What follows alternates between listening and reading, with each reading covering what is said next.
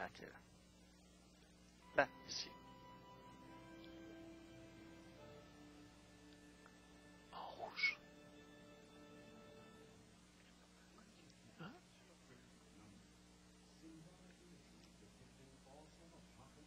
Ça commence.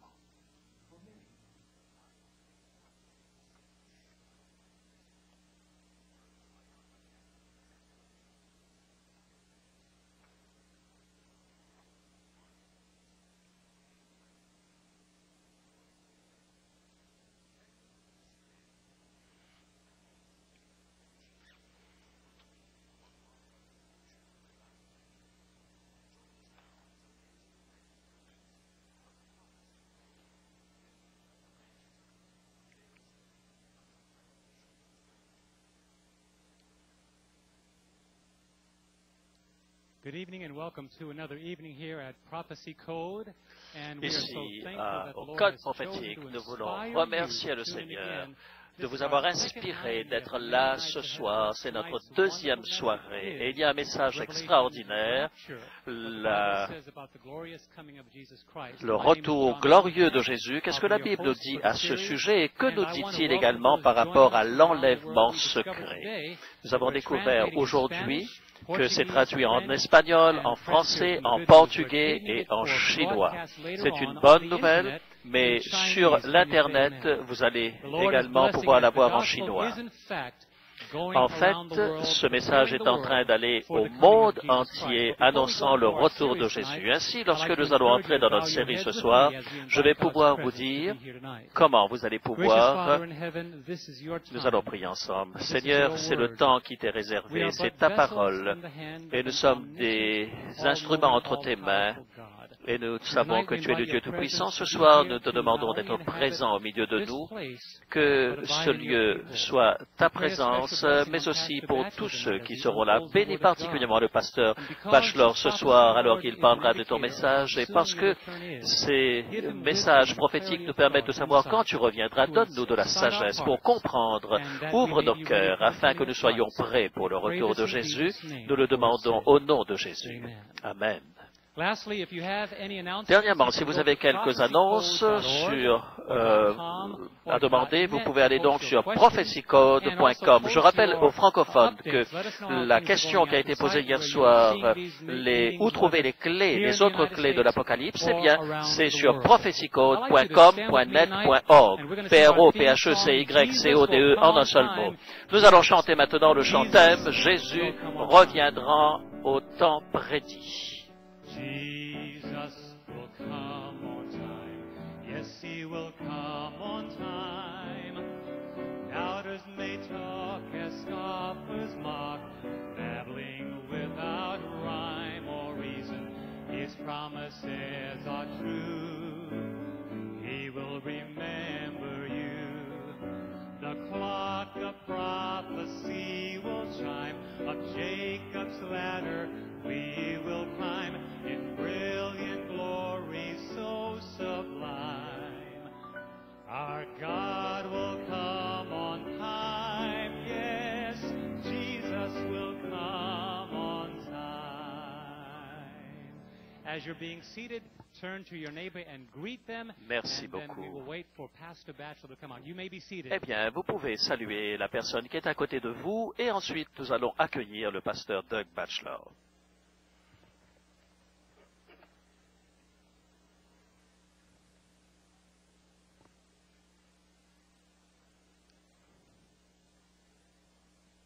Je profite de l'occasion pour saluer les francophones de Montréal, de Granby, et aussi ceux qui sont en Abitibi et à Sherbrooke, et nous souhaitons que le Seigneur soit présent avec vous également. Vous allez pouvoir utiliser les Bibles qui ont été mises à votre service. Alors, nous allons maintenant accueillir le pasteur Doug Batchelor. Merci, John. Bonsoir à tous. Oh, je suis si reconnaissant de vous voir tous ici. Bonsoir, merci John. Jésus reviendra en son temps, n'est-ce pas? C'est quelque chose de formidable. Alors, je pense à tous ceux qui nous regardent en Amérique du Nord, en Amérique centrale. Nous avons des amis au Canada et vous allez pouvoir, en vous rappelant de cette carte, vous savoir que nous avons rajouté quelques points au Canada également. C'est absolument passionnant de savoir qu'il y a des personnes là qui nous écoutent un peu partout. Invitez vos amis, invitez vos voisins, vos parents. C'est cette technologie extraordinaire qui permet à l'Évangile d'être annoncé de cette manière dans le monde entier. Nous sommes très heureux que vous soyez là ce soir. Nous sommes très heureux que vous regardiez cela depuis le site où vous vous trouvez. Nous avons quelque chose de très important à partager avec vous ce soir. John a rappelé quel était le sujet de ce soir, l'enlèvement secret. Est-ce biblique? Et à partir de ce point, nos présentations vont suivre la série d'études bibliques en anglais que nous pouvons mettre à votre disposition. Alors, comme c'est enseigner et prêcher en même temps, je lui ai donné un nom spécial, le prêchement. Prêcher et enseigner en même temps.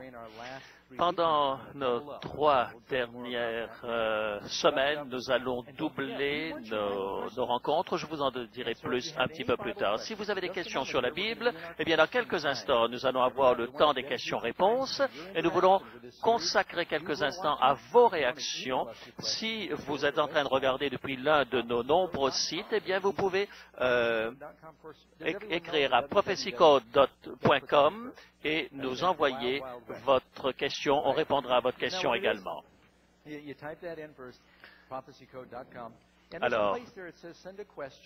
Alors, il y a des questions. Vous verrez un site à prophecycode.com, la possibilité éventuellement de voir les questions du dimanche, des autres jours également. Eh bien, les réponses peuvent arriver très très vite par Internet. Visitez ce site ce soir. Nous désirons que vous posiez des questions. Nous voulons répondre à vos questions. Je n'ai pas peur de ce que la Bible enseigne. Et du moment que je montre ce que la Bible dit, je ne suis absolument pas embarrassé de répondre à toutes vos questions. Je veux savoir quelle est la vérité. Vous êtes d'accord avec moi? La liberté vous affranchira. Est-ce que vous êtes prêts pour des questions et réponses que nous avons ce soir? Alors, nous allons prendre un petit temps pour répondre à ces questions. Et alors que notre musique est lancée, j'invite mon épouse à venir. Ah, c'est quelque chose d'extraordinaire.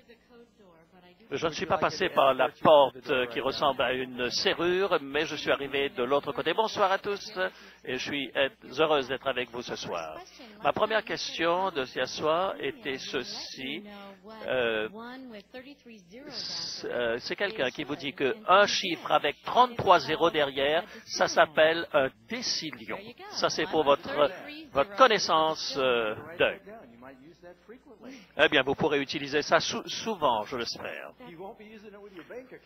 Ce ne sera pas facile avec votre carte bancaire de marquer ces 33 zéros d'un décillion. La question suivante est celle-ci. Est-ce que Ésaïe chapitre 4 verset 1 fait référence aux 7 églises de l'Apocalypse et est-ce que cela signifie qu'elles sont toutes propres, des mouvements de propres justes? Non. En fait, nous avons mentionné Ésaïe 4 comme comme une démonstration, c'est-à-dire 7 femmes saisiront un homme en ce jour-là.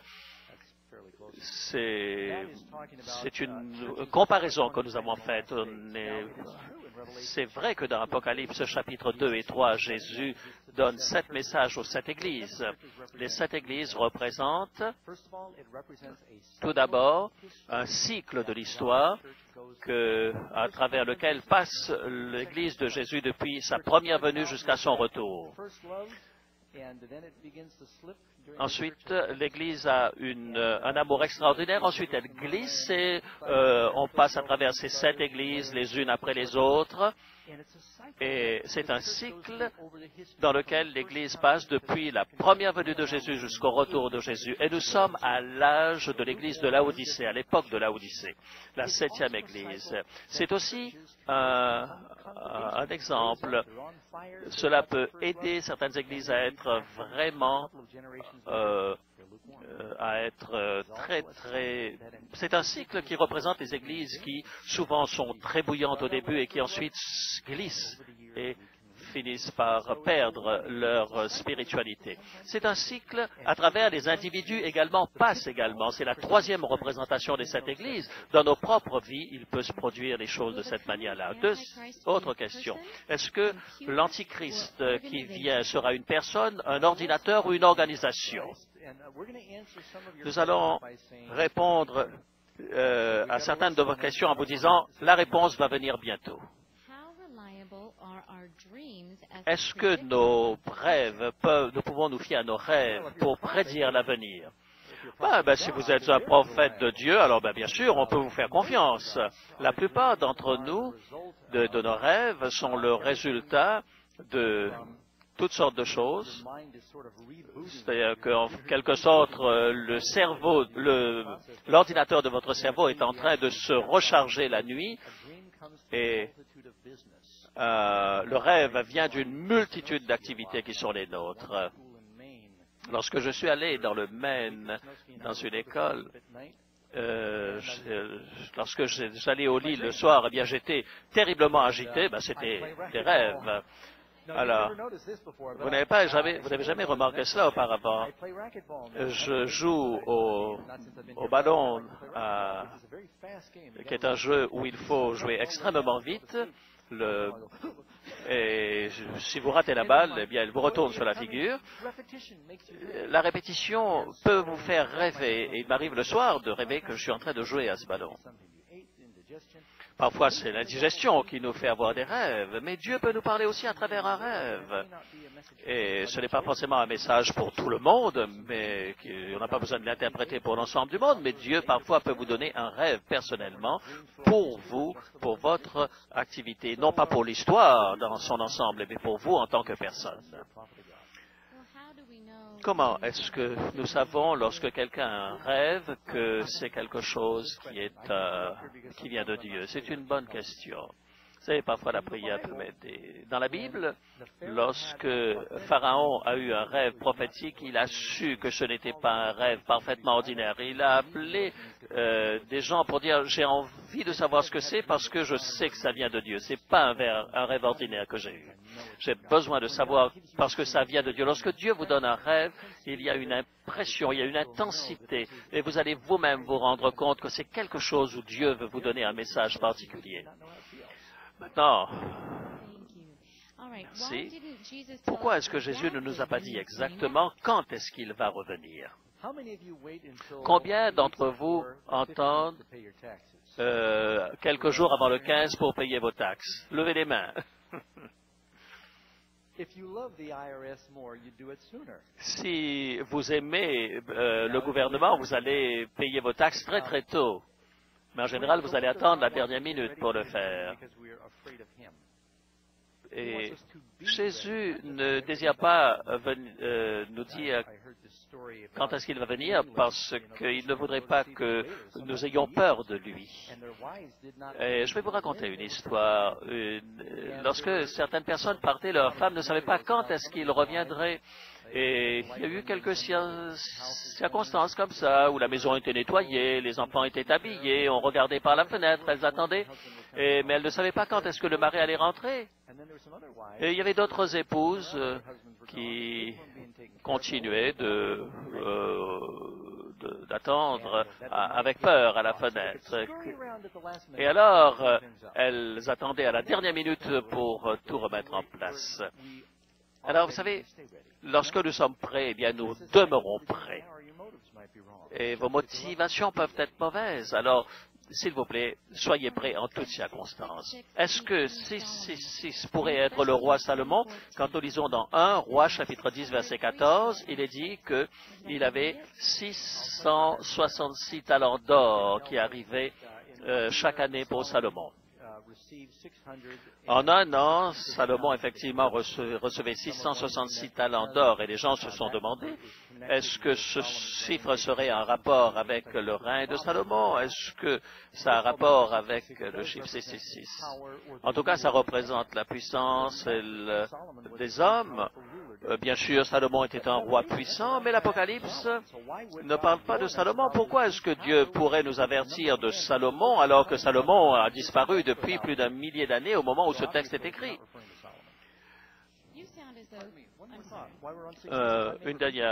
Un dernier mot par rapport à 666. Lorsque vous lisez dans Daniel chapitre 3, il y a une statue qui est faite. C'est un parallèle avec Apocalypse chapitre 13. Il y a l'image de la bête.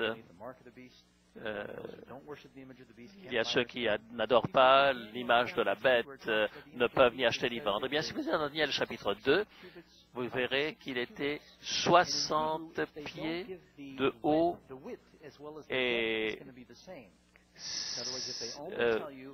le texte va vous donner simplement la hauteur et la largeur. Ainsi, si vous reprenez ce texte, vous constatez que cela pourrait donc aussi nous dire 666 pour la hauteur, la largeur et la profondeur. Qu'est-ce qu'il en est de l'évolution? Il semblerait que vous croyez à la Bible littéralement. Est-ce que les scientifiques sont tous torts? Hier soir, pourtant, vous avez parlé de la technologie.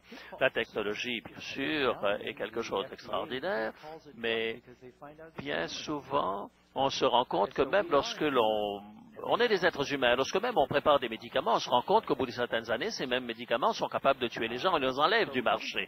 Alors, même la technologie n'est pas quelque chose de parfait. Et je suis reconnaissant des avancements de la technologie. Et si on n'avait pas un ordinateur, eh bien ma femme serait déjà une veuve depuis quelques années. Je suis donc pour la technologie, je ne suis pas contre, mais il n'y a pas de conflit entre le fait de croire dans la technologie et de croire également dans la Bible comme étant la parole de Dieu. J'ai été un évolutionniste dans le passé, je croyais que toutes les choses avaient évolué et que nous sommes le résultat d'un accident biologique. Aujourd'hui, à cause des raisons scientifiques et logiques, je ne crois plus cela du tout. Je ne peux croire à cela. Quelques exemples, par exemple. Vous savez, aujourd'hui, on remet en question l'évolution aujourd'hui parce que pendant des années, on a fait des datations, mais aujourd'hui, on est en train de prouver que c'est très difficile. Alors aujourd'hui, on parle d'un astéroïde, etc. Nous savons qu'est-ce que c'est que un déluge cataclysmique. La Bible en parle. Lorsqu'ils ont développé la théorie de l'évolution, c'était à l'époque de Darwin, et quand ils allaient avec un microscope, ils ne voyaient qu'une cellule. Alors ils se disaient, bon, une cellule, c'est un accident. Mais aujourd'hui, lorsqu'on peut regarder avec nos télescopes électroniques, on peut voir des choses absolument extraordinaires. La complexité même d'une cellule est aussi importante que la complexité de la circulation dans la ville de New York à l'heure de pointe. Aujourd'hui, pensez un petit peu à toutes les activités de New York au moment de l'heure de pointe, eh bien, il y a plus de complexité dans une seule cellule que dans la ville de New York au moment où c'est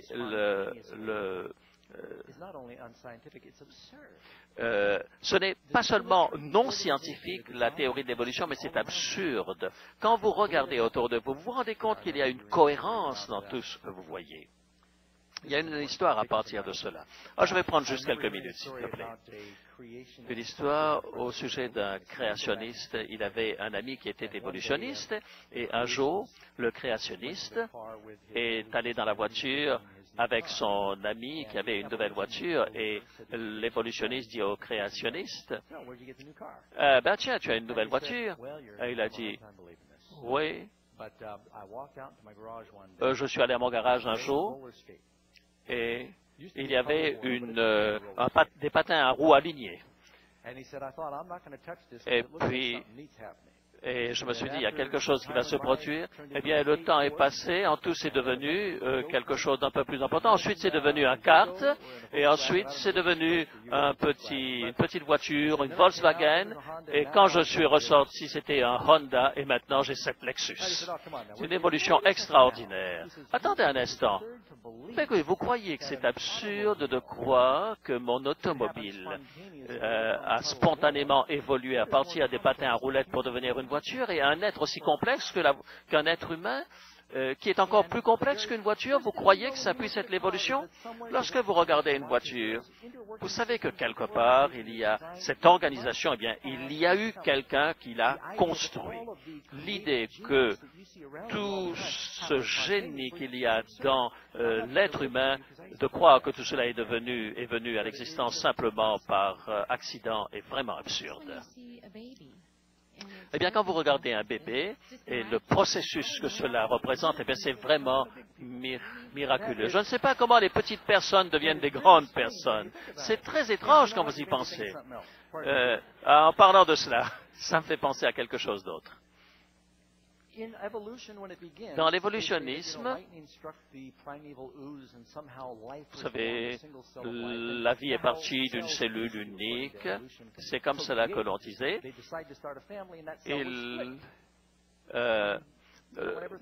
Vous savez, pourtant, vous savez que les cellules se multiplient en se divisant en deux. Ou pourquoi est-ce que le besoin d'un mâle et d'une femelle est venu? Pour pouvoir avoir un acte d'union entre un homme et une femme, il faut qu'il y ait eu un projet d'amour. Pourquoi est-ce que l'homme et la femme sont si différents s'il y a été l'évolution? Mais l'homme est incomplet sans la femme, dit la parole de Dieu. Et la femme est incomplète sans l'homme. Alors, donc, c'est curieux que l'évolution aurait pu être une évolution d'un homme d'un côté et d'une femme de l'autre. Laissez-moi maintenant permettre au pasteur John de venir ici nous rejoindre. Il va nous chanter « Le roi vient bientôt ».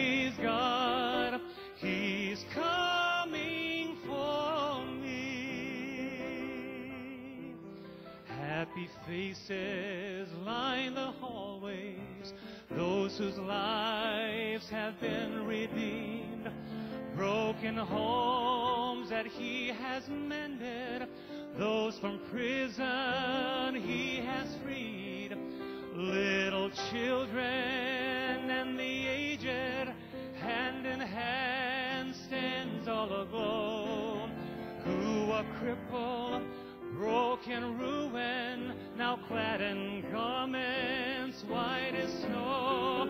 I can hear the church rumble, I can see the marching throng, the flurry of God's trumpets spell the end of sin and wrong.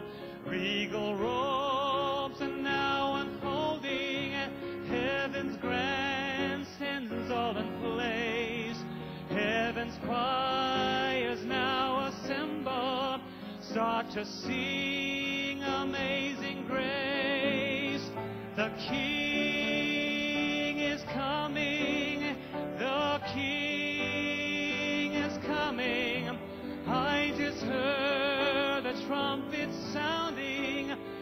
And now his face I see.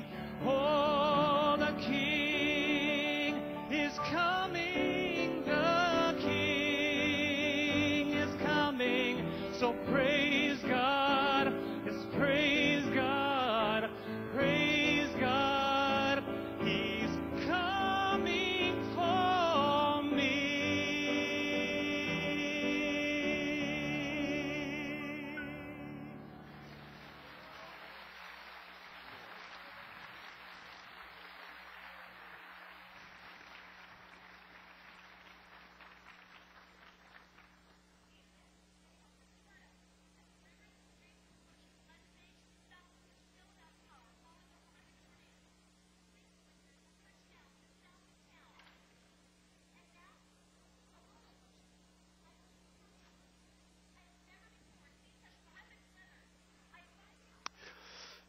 C'est une sorte de représentation d'un retour de Christ présenté par les journaux. À quoi cela ressemblerait-il?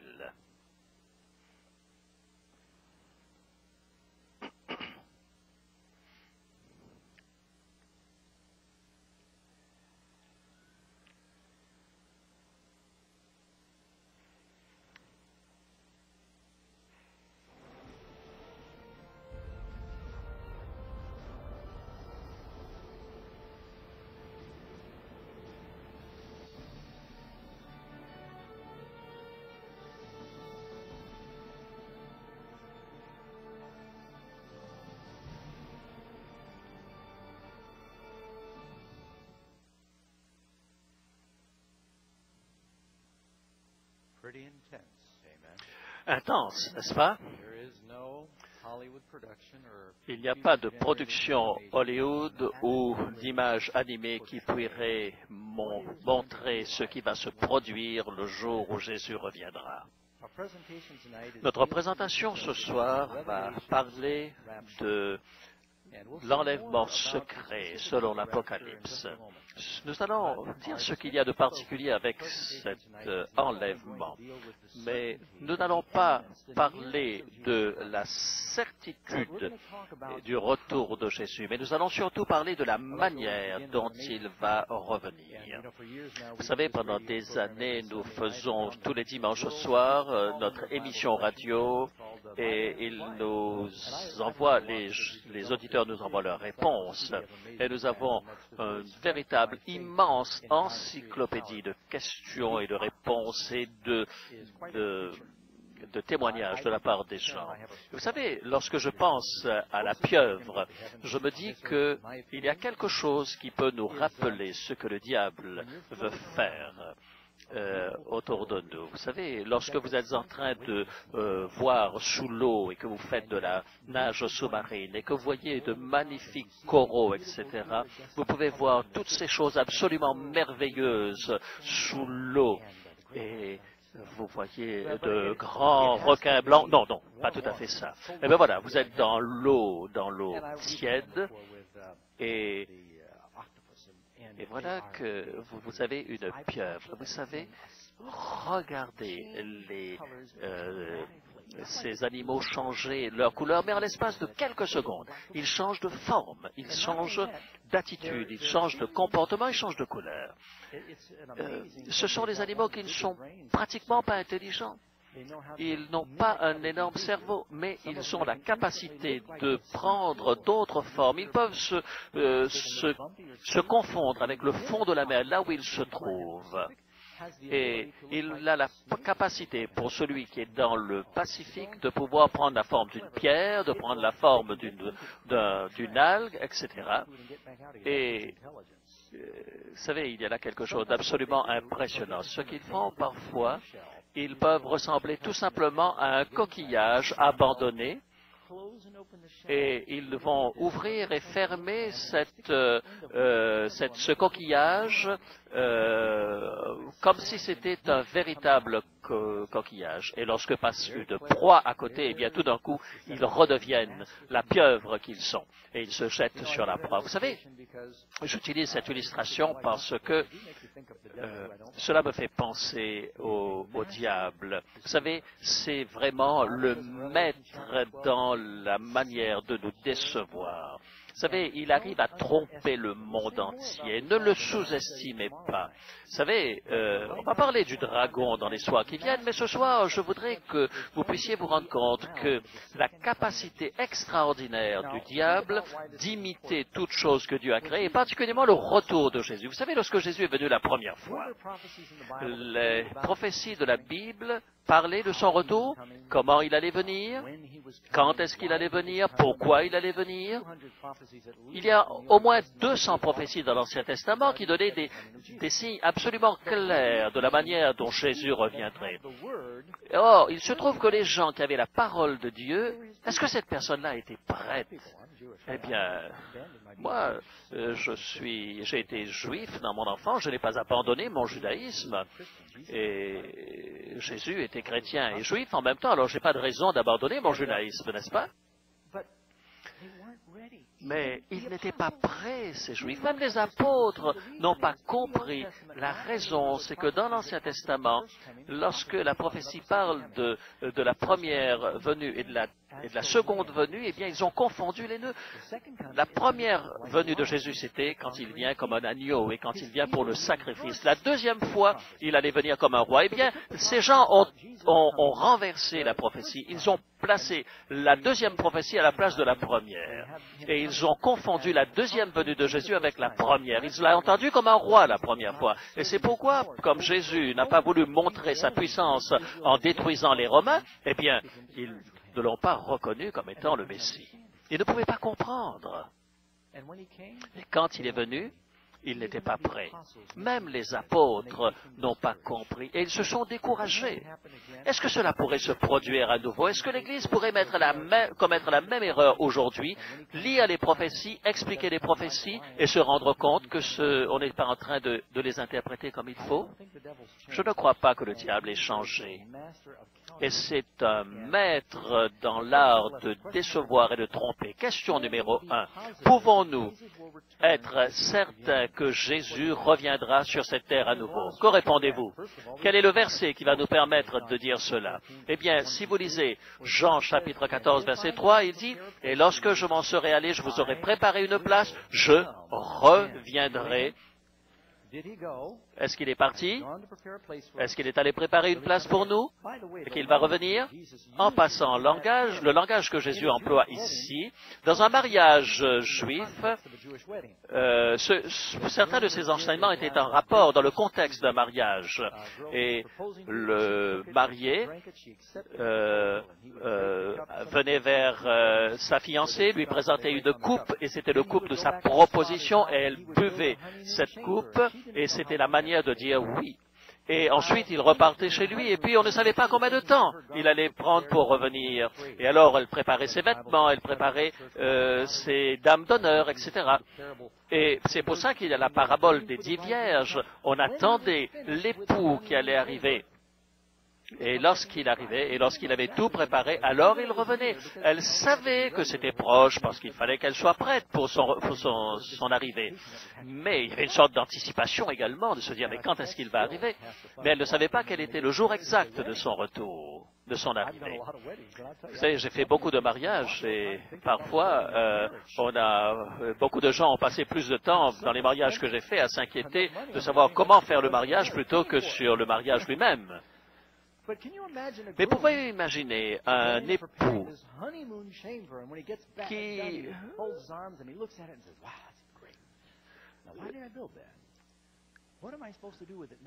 alors, imaginez un petit peu que quelqu'un soit parti en lune de miel et ensuite qu'il revienne et qu'il se dise « Waouh, formidable ce que j'ai vécu là dans le mariage, mais qu'est-ce que je vais faire maintenant de cette épouse-là » Croyez-vous que Jésus pourrait agir de cette manière avec nous?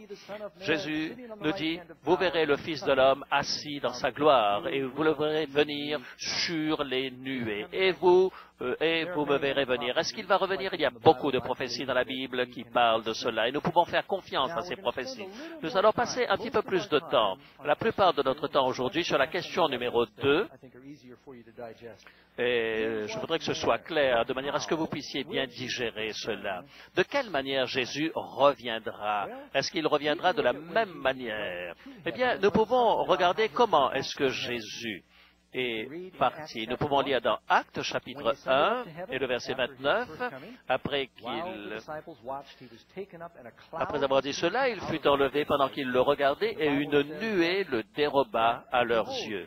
Et la parole de Dieu nous dit, voici, 2 hommes dirent, pourquoi vous arrêtez-vous à regarder au ciel? Ce Jésus qui a été enlevé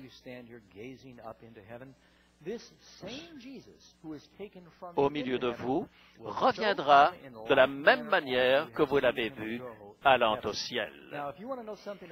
Remarquez quelque chose ici. Pour savoir comment il reviendra, regardez comment il est parti. Lorsque Jésus est parti, eh bien, il est monté avec les nuages, eh bien, il reviendra de la même manière. C'était visible, eh bien, quand il reviendra, ce sera réel et ce sera visible. C'était un événement réel. Gardez présent à l'esprit, alors que nous étudions ce sujet, que sur le retour de Jésus, les premières paroles de Jésus ont été « Soyez attentifs, soyez prudents, que personne ne vous trompe par rapport à mon retour. » Car la première chose qu'il dit dans les signes, eh bien, n'assumez pas que les notions populaires qu'il y a autour de nous sont forcément les bonnes interprétations par rapport au retour du Christ. Et n'oubliez pas également que le diable va essayer d'imiter le retour du Christ et qu'il va nous faire croire toutes sortes de choses qui sont fausses. Ce qui rend le poison dangereux, c'est lorsque vous mettez du poison dans de la bonne nourriture, n'est-ce pas?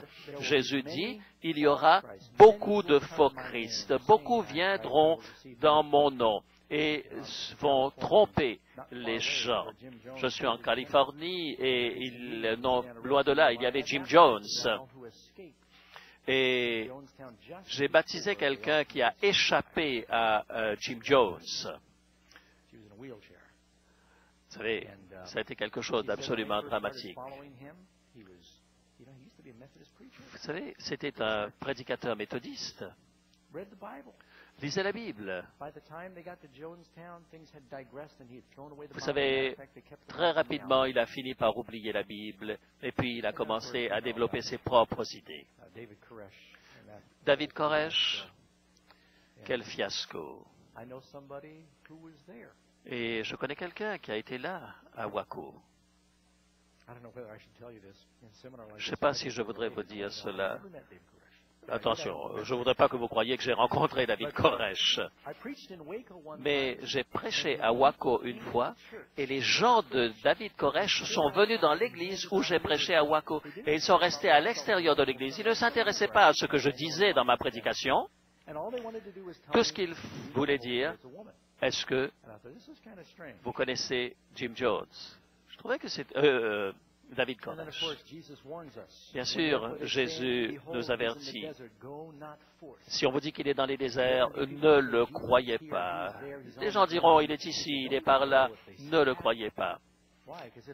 Car ce sera comme un éclair. Et il s'élèvera de faux Christ et de faux prophètes. S'ils vous disent qu'il est dans les déserts, n'y allez pas. Voici, il est dans les chambres, ne le croyez pas.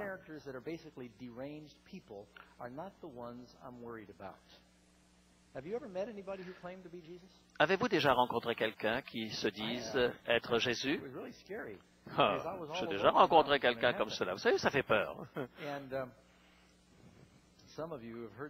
Certains d'entre vous ont entendu cette histoire. C'est ma seule histoire puisque c'est arrivé à moi. Vous savez, j'ai vécu dans une caverne pendant un certain temps. Je ne devrais pas dire ça très vite parce que je n'avais pas risqué de manquer de confiance en moi. Je vivais par moi-même là dans cette caverne. Et j'avais une cour devant ma caverne. Vous savez, il y avait une porte à ma caverne. Vous savez, j'étais là dans ce coin, et là, il y avait un individu qui avait une grande barbe, et puis il avait des yeux verts, il avait des longs cheveux. Ce n'était pas quelqu'un qui ressemblait à quelqu'un de méchant. Il est venu, il s'est assis, et puis il est venu parler avec moi, et il m'a dit, mais voilà, moi je suis Jésus. Il n'était pas en train de rigoler. Il était très sérieux quand il disait qu'il était Jésus. Vous savez, il y a un tas de choses qui vous arrivent à la tête à ce moment-là. Vous savez, une chose à laquelle vous pensez, oh là là, est-ce que je vais me retrouver tout seul là avec un lunatique maintenant? Et puis je me suis dit, vous savez, j'ai des tas de questions à vous demander si vraiment il est Jésus. Alors, je lui ai dit tout simplement,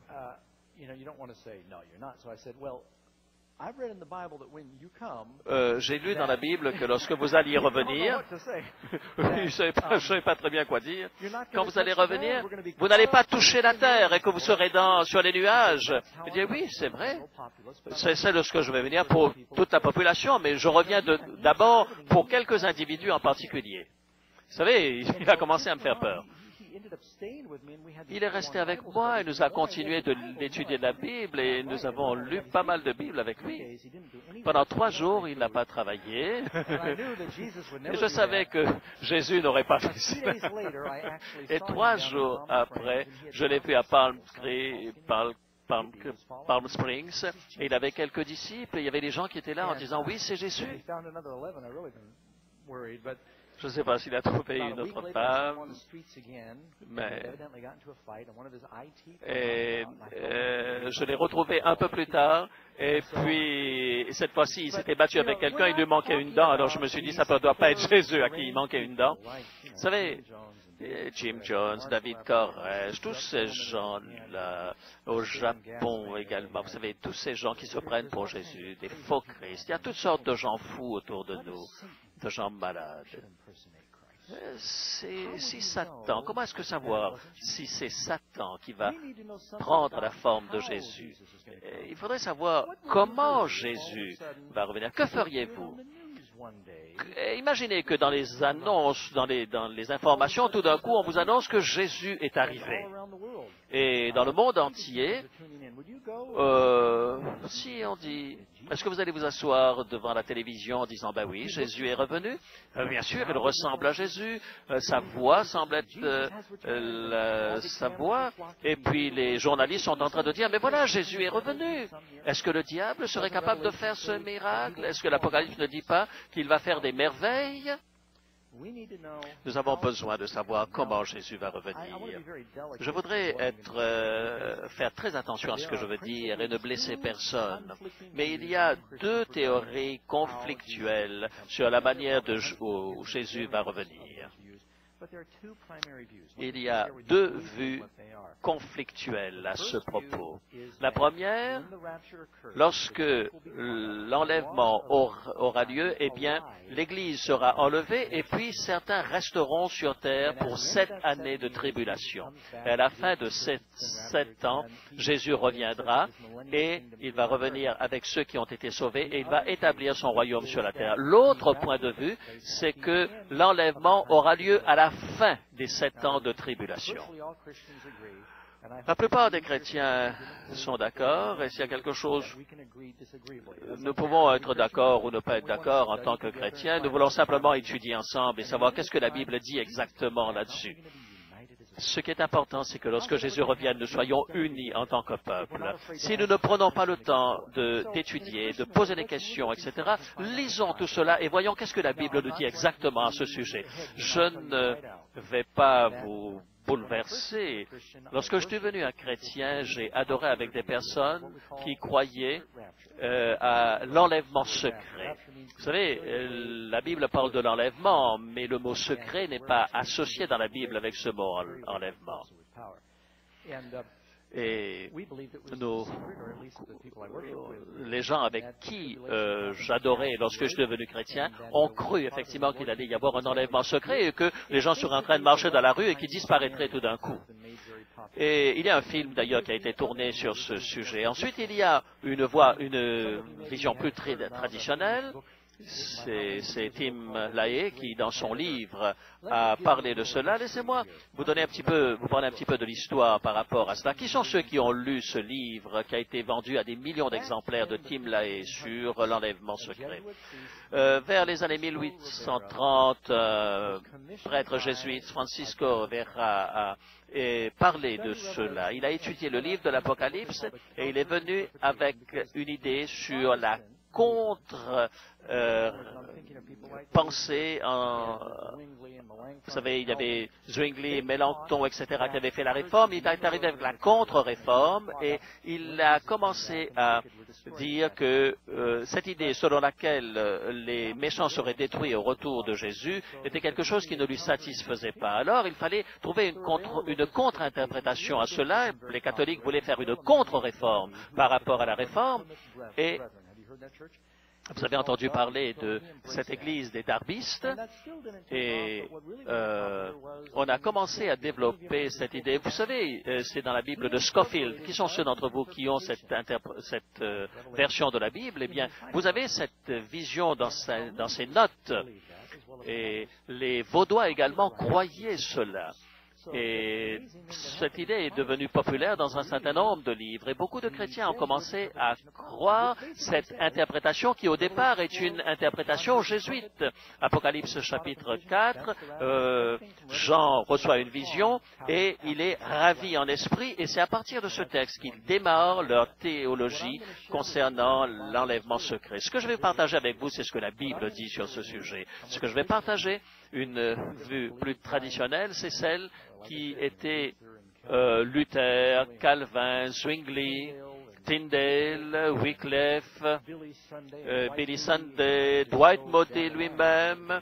Je pourrais vous donner toute une liste de ces hommes illustres qui croyaient à quelque chose de beaucoup plus traditionnel que cette histoire d'enlèvement secret. Et voyez, même par exemple Billy Graham, au début, croyait à cela. Mais ensuite, quand il y a eu les gens qui ont commencé à croire à l'enlèvement secret, il y a cru également. Alors, il y a cette question des 7 années de tribulation. Et on a continué de vendre des livres sur ce sujet, même si tout ce qui a été annoncé dans ces livres-là n'est pas juste.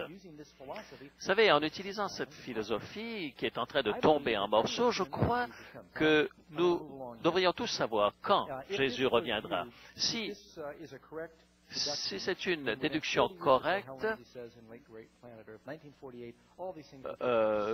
dans 40 ans, toutes ces choses doivent se passer depuis 1948, mais beaucoup d'étudiants de la Bible qui ont étudié la prophétie biblique ont cru que les choses seraient ainsi. Vous voyez, c'est devenu une sorte de doctrine. Il n'y a pas un seul verset qui dise spécifiquement que le Christ va revenir avant la tribulation.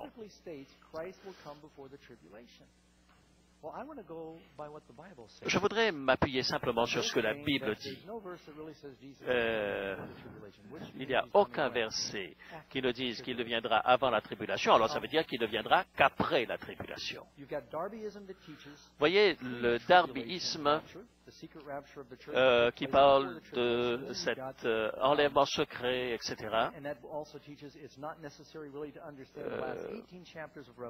On dit également qu'il n'est pas nécessaire de comprendre les 18 derniers chapitres de l'Apocalypse parce que l'Église ne sera plus sur terre à ce moment-là. En passant, est-ce que quelqu'un ici pourrait nous dire où est-ce que la Bible dit qu'il y aura 7 ans de tribulation? Vous savez, je vois ça sur des choses partout. Écoutez, dites-moi, allez, tournez les caméras là, s'il vous plaît, et dites-moi, combien d'entre vous ont parlé des 7 années de tribulation? Oui, il y a pas mal de gens dans la salle qui ont entendu cela. Combien de versets? Eh bien, c'est très intéressant d'en parler. Ensuite, vous avez ce que les réformateurs ont enseigné. Et nous pouvons être d'accord ou pas d'accord, on va étudier ensemble. Vous savez, même si vous dites, Doug, moi je sais quel est mon point de vue et je n'ai pas l'intention de changer d'avis, mais ok, il n'y a pas de problème, mais on va étudier ensemble. Alors, restons avec un cœur ouvert et une intelligence ouverte pour essayer de comprendre ce que la Bible dit. Alors, l'enlèvement va se faire après la tribulation. Alors, Voilà l'enseignement des darwistes, la pré-tribulation. Dans la Bible, tout le monde croit que lorsque Jésus reviendra, il viendra avec un grand cri, on sera enlevé à sa rencontre dans le ciel. Ça, c'est l'enlèvement. Vous savez, lorsque les plaies sont tombées en Égypte, vous savez que les 7 dernières plaies sont des tribulations. Lorsque ces plaies sont tombées sur l'Égypte, est-ce que les Israélites ont été enlevés avant ou après les plaies? Est-ce qu'ils étaient en Égypte pendant les plaies? Est-ce que Dieu a pu les protéger pendant ce temps de plaies? Eh bien oui, nous serons aussi protégés pendant le temps des tribulations. Nous n'avons pas besoin d'être enlevés avant le temps des tribulations. Dieu peut nous protéger dans cette période-là. On n'a rien à craindre. Dieu va prendre soin de vous.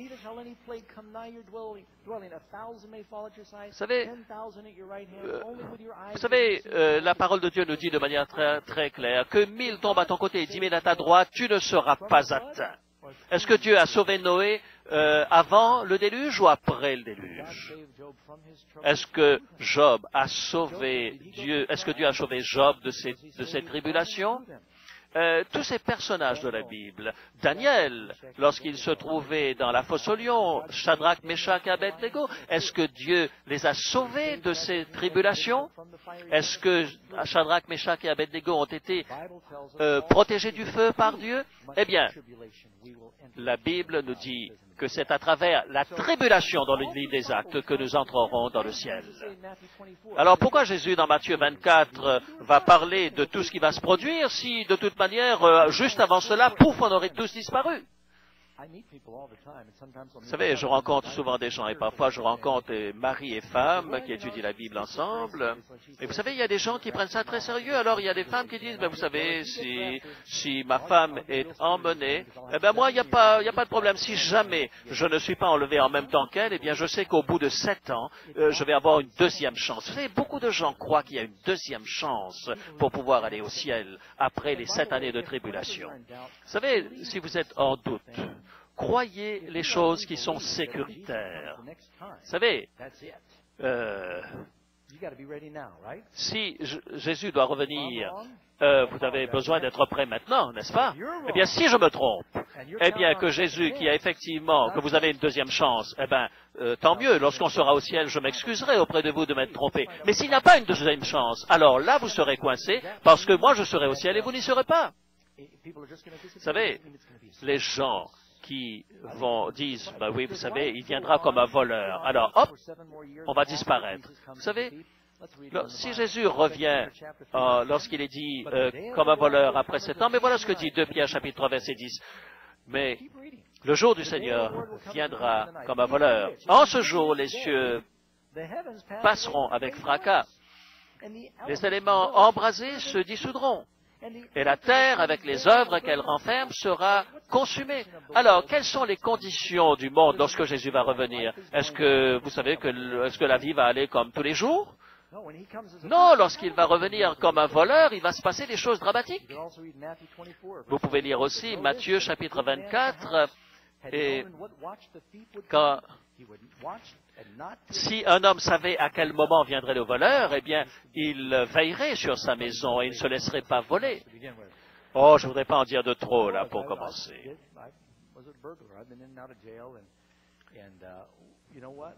Vous savez, je n'ai jamais envoyé, vous savez, à un certain moment, j'ai été voleur dans ma vie, mais vous savez, je n'ai jamais envoyé d'informations aux gens que j'allais voler pour leur dire que j'allais le faire. Est-ce que c'est une surprise pour l'Église ou pour le monde, pour les perdus? Allez, prenez votre Bible. Vous savez, j'aime lire le texte biblique dans 1 Thessaloniciens chapitre 5. Alors, nous allons commencer avec le verset 1. 1 Thessaloniciens, chapitre 5, verset 1. Pour ce qui est des temps et des moments, vous n'avez pas besoin, frères, qu'on vous écrive, car vous savez bien vous-même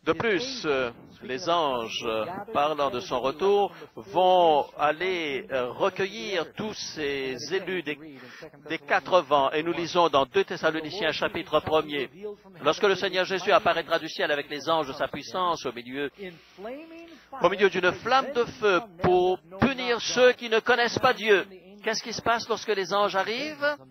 Ils vont punir ceux qui ne connaissent pas Dieu. Voilà pourquoi la Bible dit que nous devons prier et veiller, être sobres, afin que nous ne soyons pas appesantis par l'alcool et par tout le reste qui nous empêcherait d'être veillants lorsque Jésus reviendra. Mes amis, je ne voudrais pas que vous oubliez que nous avons besoin d'être prêts maintenant, parce que nous n'avons pas 7 autres années pour devenir sérieux et pour pouvoir attendre le retour de Jésus. Combien d'anges? Des milliards au moins. Comment c'était là le chiffre avec 33 zéros? Un décillion? Nous n'en savons pas. Mais en tout cas, nous savons que lorsque un ange dans la Bible, et nous lisons dans Matthieu, et qu'il a simplement bougé la pierre au moment de la résurrection de Jésus, il y avait là des centaines de soldats romains et ils sont tombés à terre. Un seul ange du Seigneur est allé voir l'armée syrienne et 180 000 personnes sont mortes. Un seul ange. Vous pensez que si le Seigneur vient avec tous ses anges, que quelqu'un pourra dire « Oh, vous savez pas ce qui s'est passé hier? Vous auriez dû voir ce retour de Jésus hier. J'ai fait une photo pour vous. » Mais non, enfin. Ils ne pourront pas dire cela. Lorsqu'il reviendra avec ses anges, eh bien la terre tout entière le verra. Tout le monde le saura. Numéro 5. Quelle est la raison du retour de Jésus?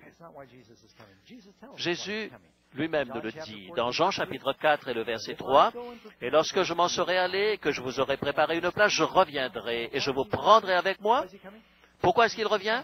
Pour nous prendre avec lui. Il veut que nous soyons avec lui. Il dit dans sa prière dominicale, là où sont, Seigneur, je voudrais qu'il soit là où je suis avec toi. Et il dit, voici, dans Apocalypse, le dernier livre de la Bible, voici, je viens bientôt, et ma rétribution est avec moi pour rendre à chacun selon ses œuvres. Il vient pour la restitution de toutes choses. Il y a plusieurs raisons pour lesquelles il revient, mais il vient d'abord pour chercher ses enfants, les élus. Et les méchants seront détruits par l'éclat de sa venue. La présence du Seigneur va détruire les méchants. Le numéro 6... Question numéro 6. Qu'est-ce qui va se produire au juste lorsque Jésus reviendra Dans 1 Thessaloniciens chapitre 4 verset 6, nous lisons cela, car le Seigneur lui-même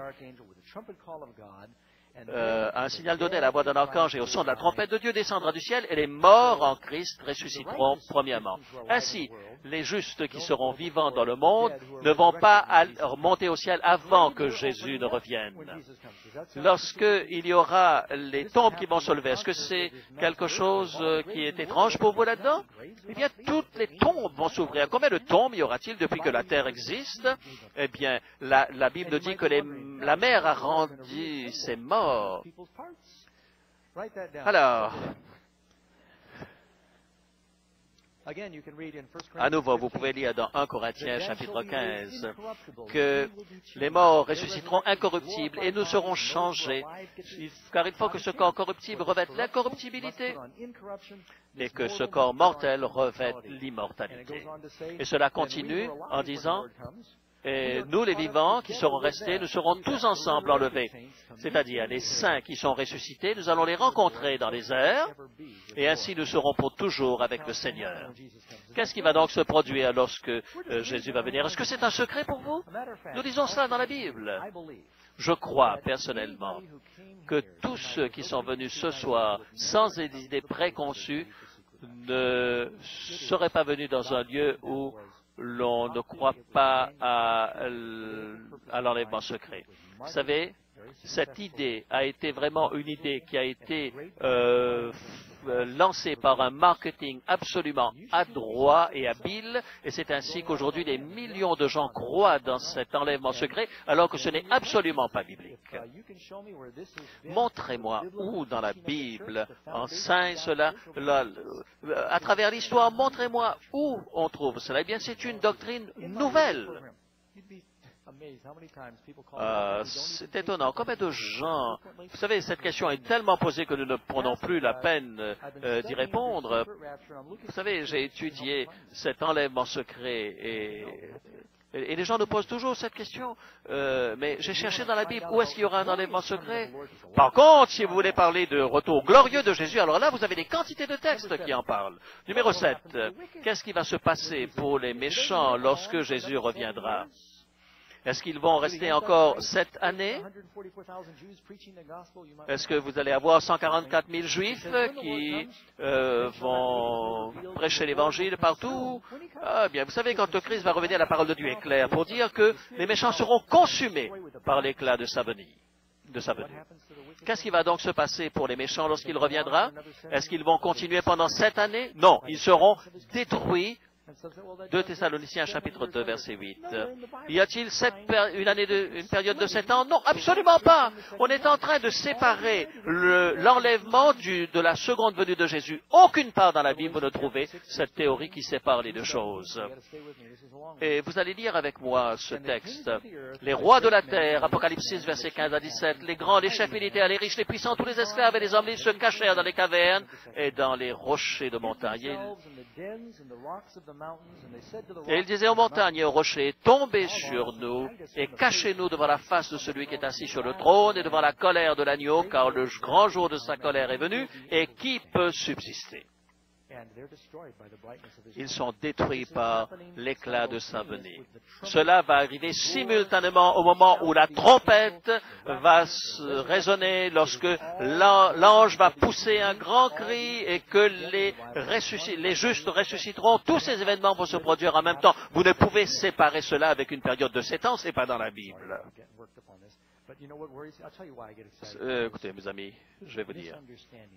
Mal comprendre cela peut préparer le terrain pour que Satan puisse tromper les gens à propos du retour de Jésus. Faites attention à cela. Numéro 8.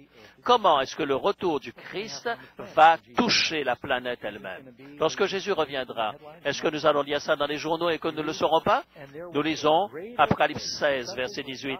Et il y eut des éclairs et des voix et des tonnerres et un grand tremblement de terre, tel qu'il n'y en a jamais eu depuis que l'homme est sur la terre, un aussi grand tremblement de terre.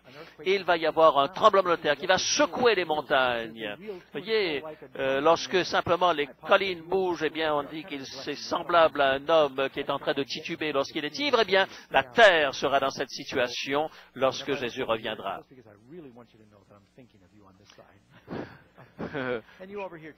Vous qui êtes ici de ce côté-là, je ne vous regarde pas toujours, mais je voudrais que vous sachiez que je m'intéresse aussi à chacun d'entre vous là, qui êtes présents et à ceux qui m'écoutent également dans les différents sites. Ah, j'ai oublié de quoi j'étais en train de parler. Oui, la terre, il va y avoir un tremblement de terre. Alors, qu'est-ce qui va se passer pour la planète? Vous savez, des volcans, la terre, il va y avoir une véritable convulsion de la terre. Et la parole de Dieu nous dit que la création tout entière est en train de vivre les douleurs de l'enfantement. Lorsque Jésus est mort sur la croix, il n'y a pas eu un tremblement de terre? Qu'est-ce que va se passer lorsque Jésus va revenir? Vous croyez que c'est possible que Jésus revienne et puis qu'on soit toujours dans notre lit? C'est un enseignement faux. C'est pas biblique, mes amis. Apocalypse chapitre 16, verset 21. Et il est dit, une grosse grêle dont les grêlons pesaient un talent tomba du ciel. Quelqu'un m'a envoyé une image de ce qui s'est passé dans le centre des États-Unis. Eh bien, il y avait là des grêlons qui étaient gros comme une balle de tennis. Et en Inde, semble-t-il, il y en a plus gros que cela. Mais c'est rien comparé à cette grêle qui va peser environ 1 talent.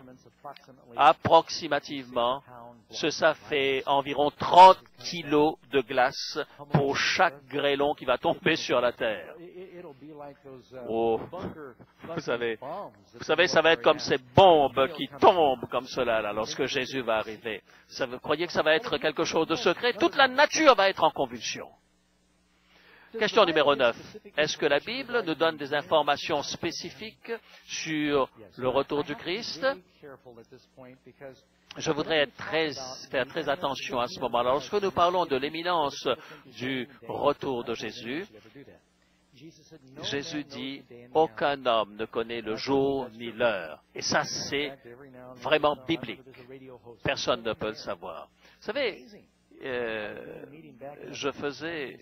c'était quelque chose en 96, 94, où il y a eu une émission de radio et il a commencé à dire que Jésus allait revenir, non? Oui, c'était en 94, je ne me souviens pas. En tout cas, je sais que j'étais en train de faire une conférence à ce moment-là et beaucoup de gens croyaient que Jésus allait revenir à ce moment et beaucoup de gens ont dit, mais vous savez, ça va se passer, mais vous savez, les gens, quand il y a comme ça des fausses alertes, finissent par perdre confiance au retour de Jésus. Vous savez, si vous attendez le retour de Jésus parce que vous avez peur, eh bien, vous risquez fort à un certain moment ou à un autre de vous décourager. Ce n'est pas la raison pour laquelle Jésus veut que vous soyez prêts. Vous devez être prêts pour l'accueillir parce que ce sera un bonheur pour vous. Vous savez, j'avertis ma famille lorsque je vais arriver. Je leur dis, voilà, je vais prendre l'avion. Ensuite, je leur dis, voilà, je suis à l'aéroport. Et puis, quand je suis dans l'entrée du garage, je leur téléphone à nouveau et je leur dis, ben voilà, je suis arrivé. Vous savez, c'est un principe très simple. Dans 2 Pierre, chapitre 3, parlant du retour de Jésus, je vois que quelqu'un est en train de prendre des notes et je suis heureux que vous le fassiez. Un jour aux yeux de Dieu est comme 1000 ans et 1000 ans sont comme un jour. 1000 ans, vous savez, sont à ses yeux comme le jour d'hier quand il est passé, dit l'Écriture. C'est très intéressant que Dieu dise à Adam, le jour où tu en mangeras, tu mourras. Combien de temps a-t-il vécu? Aucun homme n'a vécu 1000 ans. Eh bien, dans ce premier millénium, il n'y a pas un homme qui a vécu plus de 1000 ans. Dieu dit, 6 jours, j'ai travaillé et le 7e jour, je me suis reposé. Vous savez, c'est très intéressant de comparer un petit peu tout cela. Et vous avez une approximation d'environ, approximativement, quel sera le moment du retour de Jésus.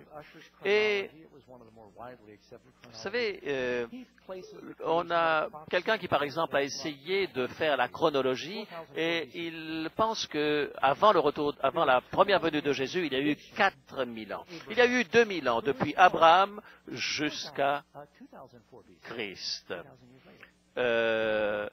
Jésus est né 2000 ans après cela. Vous avez l'âge des patriarches avant Abraham, Adam, Noé, Enoch, etc. Et depuis Abraham jusqu'à Jésus, il y a eu 2000 ans également. Vous savez quand Jésus est né? 4 avant Jésus-Christ. Comment est-ce que Jésus a pu naître 4 ans avant Christ? Mais vous savez ce qui s'est passé? Eh bien, ce moine qui a commencé à mettre ces dates les unes après les autres, eh bien, quelques années après, on s'est rendu compte qu'il s'était trompé. Vous savez, c'est un petit peu étrange, hein? Vous savez, quand vous regardez, par exemple, votre ordinateur, vous dites, mais pourquoi est-ce qu'ils ne mettent pas A, B, C, D, E, F, G, H, les lettres les unes derrière les autres? Vous savez, quand je regarde certains secrétaires qui vont à une vitesse absolument extraordinaire, et moi, quand je suis sur mon ordinateur avec un doigt, je tape de temps. Vous savez, enfin, de toute manière, après qu'ils ont établi cette date, ils ont découvert à travers l'archéologie que Hérode, qui a fait tuer les enfants qui avaient moins de 2 ans, eh bien, il est mort 2 ans avant la naissance de Jésus. Donc, cela rapportait la naissance de Jésus 4 ans avant. Alors, vous avez 4004 avant Jésus-Christ, Abraham. D'Abraham à Jésus, vous avez 2000 ans également. Vous savez, depuis 4 avant Jésus-Christ jusqu'au retour de Jésus, jusqu'à maintenant, nous sommes autour de 2000 ans. Jusqu'à maintenant. Entre sa naissance et sa mort, Et combien de temps dure un millénium? 1000 ans. Mes amis, nous sommes en train de vivre dans la dernière génération. Vous savez, regardez les histoires dans la Bible, les textes dans la Bible. Eh bien, voilà, c'est une sorte de résumé d'un certain nombre de choses qui se passent. Eh bien, vous voyez, il y a des quantités de textes. Vous voyez, Genèse, Dieu disait au peuple d'Israël, pendant 6 ans, tu feras travailler la terre et ensuite tu le laisseras reposer. Eh bien, quand tu as un serviteur, pendant 6 ans, il peut travailler pour toi, mais la 7e année, il faut le laisser partir libre. Combien d'entre vous ont remarqué combien de temps, 40 jours et 40 nuits, Moïse a été sur la montagne? Eh bien, vous savez que pendant 6 jours, il a été, et au bout des 6 jours, le 7e jour, Dieu l'a appelé dans les nuages. Il est monté après 7 jours. Très intéressant cela. Marc chapitre 9. Vous pouvez voir que lorsque il était sur le mont de la transfiguration, il dit cette déclaration, je vous le dis, il y en a qui ne mourront pas avant de voir le royaume de Christ venir en puissance. Après 6 jours, il les fit monter avec lui sur la montagne. Pourquoi est-ce que le Seigneur ne serait pas en train de vouloir nous dire quelque chose à travers cela? Vous savez, il y avait une reine, une fille de Jézabel, une méchante reine, qui a tué tous les descendants de David. Elle a raté un seul, Josias. Il a été caché dans le temple du Seigneur. Pendant 6 années, elle a régné sur le pays de manière despotique. Quelle sorte de femme qui pourrait tuer ses enfants? Et au bout de 6 ans, Josias a été sorti du temple et il est couronné, les trompettes sont sonnées, elle est tuée, le peuple se réjouit. Et où est notre grand prêtre? Il est à côté du Père dans le ciel, et quand il viendra, il va s'asseoir sur son trône, et cette méchante reine va être détruite. L'Apocalypse en parle également, il y a un parallèle à faire ici. Il y a quelque chose de très intéressant dans ce parallèle. Le Seigneur est en train de nous appeler à travers ces différents symboles qu'il y a quelque chose qui va bientôt se produire. 6000 ans avant le millénium. Et il y a une leçon sur le millénium que nous allons voir bientôt. Eh bien, cela nous amène à la dernière génération. Je pense que certains ne mourront pas. Je pense que avant que Jésus ne revienne. Et je voudrais dire, c'est la chose la plus importante que vous puissiez faire. Car ce que je suis en train de dire pour vous, qu'est-ce qui est plus important pour vous aujourd'hui? N'est-ce pas de vous préparer pour vivre avec le Christ toujours? Voulez-vous dire Amen à cela? Mes amis, j'aimerais que vous soyez avec moi, car c'est notre priorité. Numéro 10. Comment pouvons-nous savoir lorsque nous sommes proches de la dernière génération? Je vais vous donner quelques indications. Nous en avons parlé plus tôt. La Bible nous parle dans 2 Pierre, chapitre 3. Car dans les derniers jours, il viendra des moqueurs qui diront, où est la promesse de son avènement? Est-ce que nous avons cet événement aujourd'hui? Généralement, vous savez, les médias vont se moquer un petit peu de tous les chrétiens qui vont vouloir parler du retour de Jésus. Mais Jésus nous dit, il sera comme dans le temps de Noé. Qu'est-ce qui s'est passé au temps de Noé? Il y avait beaucoup d'immoralité à l'époque de Noé, de la perversion. Est-ce que nous voyons cela aujourd'hui dans notre société? Est-ce que nous constatons qu'il y a des gens qui ont une vie qui est complètement perverse? En passant, Dieu veut nous apprendre quelque chose. 1 Thessaloniciens, non, 2 Timothée, chapitre 3, verset 1er, car dans les derniers temps, il y aura des temps difficiles, car les hommes seront égoïstes, amis de l'argent, fanfarons, hautains, blasphémateurs, rebelles à leurs parents, ingrats, irreligieux, insensibles, déloyaux, calomniateurs, intempérants, cruels, ennemis des gens de bien, traîtres, emportés, enflés d'orgueil, aimant le plaisir plus que Dieu.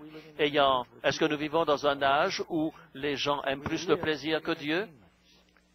Vous savez, Alors, si aujourd'hui, si notre téléviseur se cassait, qu'est-ce que nous ferions si nous n'avions plus la possibilité d'avoir ces amusements autour de nous? Qu'est-ce qui se passerait? Qu'est-ce qui resterait de sérieux dans notre vie?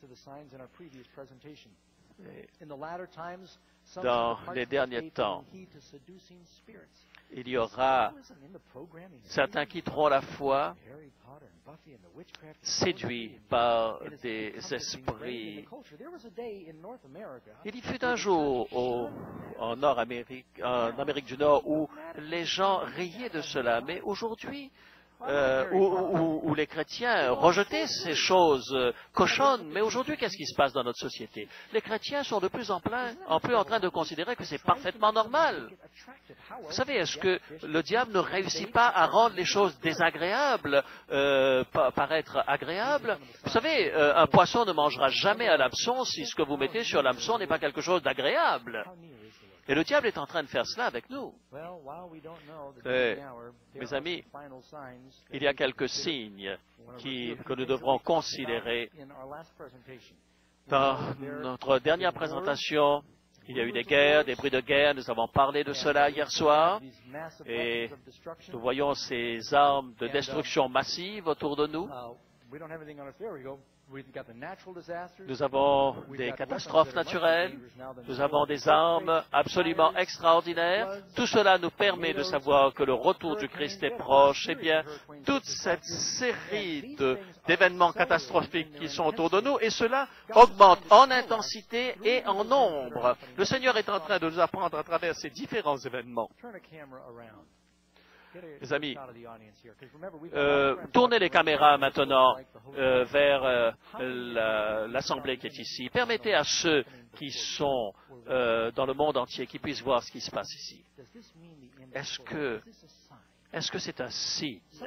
Est-ce que vous vous demandez, est-ce que certains d'entre vous sont en train de se dire, mais quand on voit le tsunami et tout ça, on dirait que c'est quelque chose qui a été fait par Hollywood.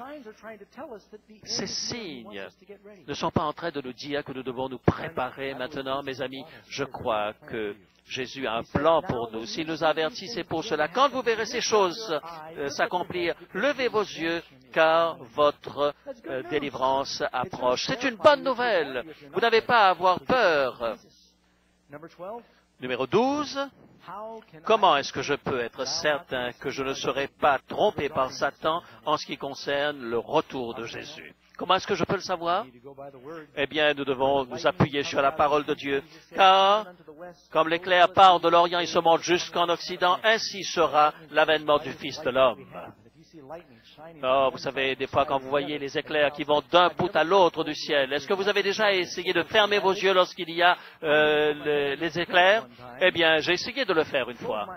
J'ai fermé mes yeux et je pouvais encore voir qu'il y avait le flash. Vous avez déjà fait l'expérience vous-même? Est-ce que vous avez quelqu'un qui a besoin, est-ce que vous avez besoin que quelqu'un vous dise, est-ce que tu as vu cet éclair? Oh. Lorsque Jésus va revenir, eh bien, nous allons le rejoindre dans le ciel. Est-ce que ses pieds vont toucher le ciel? La terre? Non. Lorsqu'il va venir au moment pour chercher ses enfants, regardez dans la Bible, eh bien, ses pieds ne toucheront pas le sol lorsqu'il reviendra pour prendre ses enfants avec lui avant le millénium. Nous devons voir dans la parole de Dieu qu'est-ce qui se trouve écrit dans cette parole. Et je vous encourage, s'il vous plaît, peut-être vous êtes en train d'apprendre quelque chose de nouveau ce soir, mais allez donc vers ce site prophecycode.com et regardez un peu ces signes également qui vous permettent de savoir que le tour du Christ est proche. Le Seigneur nous a avertis, là où se trouve le cadavre, là s'assemblent les aigles. Vous savez, si quelqu'un me dit, écoutez, le retour du Christ passe sur telle chaîne ce soir à la télévision, je n'allumerai pas mon téléviseur parce que je sais de quelle manière la Bible me dit que le Seigneur Jésus va revenir. Il va venir de manière littérale. Il va revenir de manière personnelle. Il va revenir de manière visible. Tous les yeux le verront. C'est audible. Il y aura des bruits, un tremblement de terre. Ce sera quelque chose de très physique. La terre va bouger. Tous vos sens seront touchés par la réalité du retour de Jésus. C'est quelque chose qui va vous vitaliser. Les corps seront transformés. C'est quelque chose de glorieux. Les anges seront là dans le ciel. Ce sera vraiment le sommet de l'histoire. Ceux qui seront perdus seront perdus. Ceux qui seront sauvés seront sauvés. Il n'y a pas de temps pour pouvoir changer, avoir une deuxième chance à nouveau. Lorsque le Seigneur dit à Lot, sors de la ville, est-ce qu'il a augmenté le temps pour ceux qui étaient à Sodome et Gomorrhe? Lorsque Jésus reviendra, ce sera comme dans le temps de Noé, ce sera comme dans le temps de Sodome. Eh bien, ce sera un événement qui se produira et il n'y aura pas une deuxième chance. Ces scénarios qui sont devenus populaires autour de nous sont des choses qui sont fausses et nous avons besoin de savoir ce que la Bible prêche à ce sujet. Vous savez, il nous manque de temps ce soir, mais c'est tellement important que nous mettions Jésus en première place dans notre vie. Je vais demander à John de venir. Alors qu'il va chanter, je voudrais que vous priez. Jésus désire que vous soyez prêts, mes amis. Et s'il y a quelque chose que vous pouvez faire pour vous préparer maintenant. I want to be ready when Jesus comes. I want to be ready when Jesus comes. Earth's treasures grow dim while I'm waiting for Him. Lord, keep me till Jesus comes.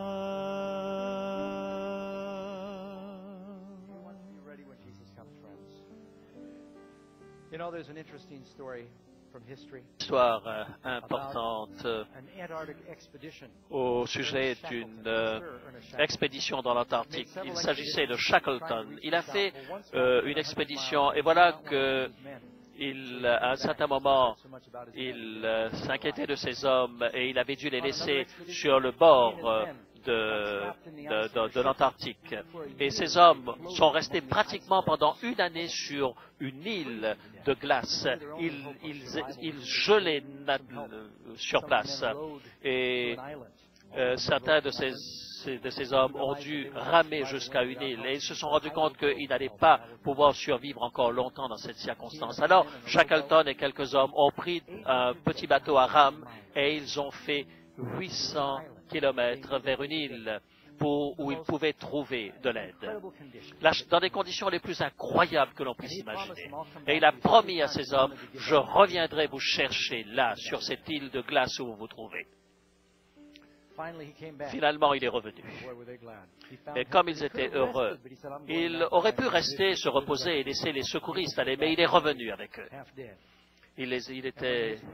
Ces hommes étaient à peu près morts, mais quand il est arrivé, ils étaient encore tous vivants.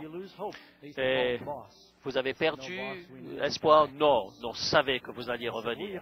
Est-ce que vous avez fait vos bagages? Oui, nous avons préparé nos bagages, nous vous attendions, ont-ils répondu à Shackleton. Vous savez que Jésus revient, il a plus de soucis, Jésus, pour vous que Shackleton en avait pour ces hommes. Êtes-vous prêts? Avez-vous fait vos bagages pour cela? Voulez-vous être prêts pour le retour de Jésus? Mes amis, je voudrais prier pour vous maintenant. Je voudrais prier pour tous ceux qui regardent cette émission maintenant. Inclinons la tête. Père céleste, Seigneur, nous te sommes si reconnaissants de ce que tu as attiré notre attention ce soir. Certains d'entre nous peuvent être troublés par les choses que nous avons apprises ce soir, mais c'est le Saint-Esprit qui bouge notre cœur et nous voyons par tout le sens de cette réalité du retour de Jésus. Je te prie afin que nos conclusions puissent être enracinées dans la parole de Dieu et je te prie pour que chaque personne t'entende parler à son cœur ce soir et sache qu'elle peut être prête, car tu désires que nous soyons prêts pour ton retour. Nous venons à toi tel que nous sommes et nous savons que tu nous accepteras tel que nous sommes. Seigneur, je veux que chacune de personnes ce soir puisse dire, je veux être prêt pour le retour de Jésus. Aide-moi à être prêt et que je sois prêt, que mes bagages soient faits le jour où tu reviendras, Seigneur. En Jésus. Amen. Mes amis, Donc, quand est-ce que c'est notre prochaine rencontre? Demain soir. Et c'est une étude très importante. C'est l'œuf du dragon. Nous allons parler du rôle de l'ennemi, de Satan.